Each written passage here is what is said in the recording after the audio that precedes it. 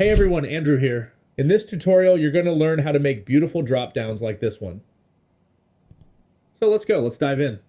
First of all, I'm going to undo all the work I did earlier so we can do everything together from scratch.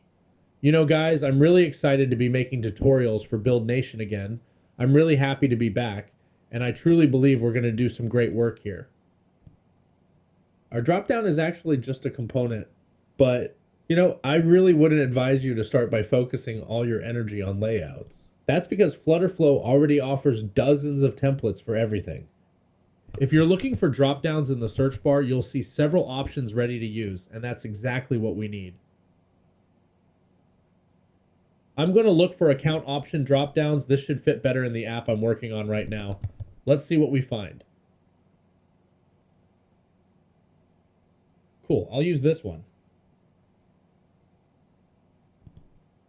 Here you can name your component. I'll keep this default name. And this is our dropdown.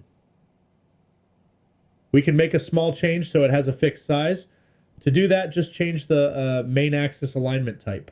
Now let's create an action so that when we click on the profile picture, our dropdown appears on the screen. With the target selected, click on Actions. And then click on Add Action. Now we will call an action called Custom Dialog. With it, it will be possible to call our dropdown to the screen.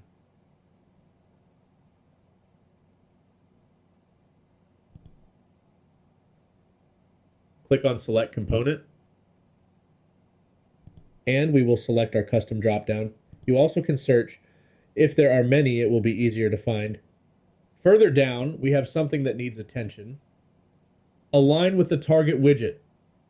Whether to align the dialog with respect to the target widget which triggered the open dialog action. We will use this, enable this option.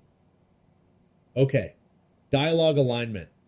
This is at which end of the component, that is, which end of the dropdown you want to align to the target. In this case, upper right corner. Target alignment is the opposite. At which end of the target do you want the dropdown to align? That's what it means. So in this case here, you need to align yourself in the lower right corner. That's because I want my dropdown to align in this corner. If I wanted to align it in the left corner, I would mark the lower left corner, and that's it, but that's not the case here.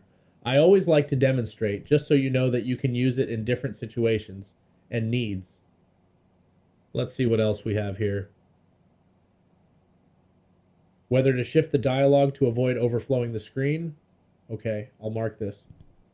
So let's go to the good part. The part where we check if the thing is really working. Let's test this.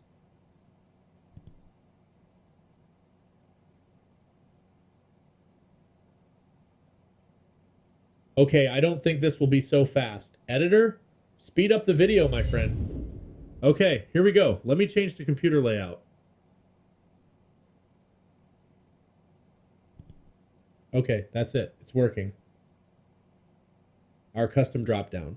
Not so custom between us. But I really think design can't be a distraction, so working in parts, it works for me.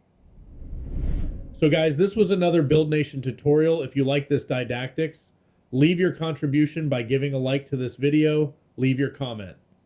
Once again, thank you Buildnation for trusting my work. Until the next video.